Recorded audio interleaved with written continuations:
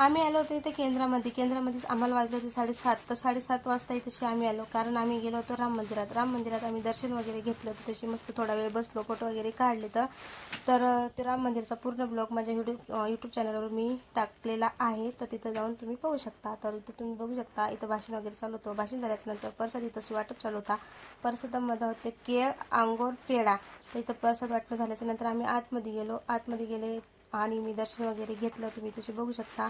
हे आमचं स्वामी समर्थ महाराजांचा म्हणजे मंदिर. ते तशी आम्ही आलो होतो दर्शनाला. हे तुम्ही बघू, खूप मोठं आहे. तशी कार्यक्रम पण वगैरे होतात. इथं आरती वगैरे राहते गुरुवारी रविवारी.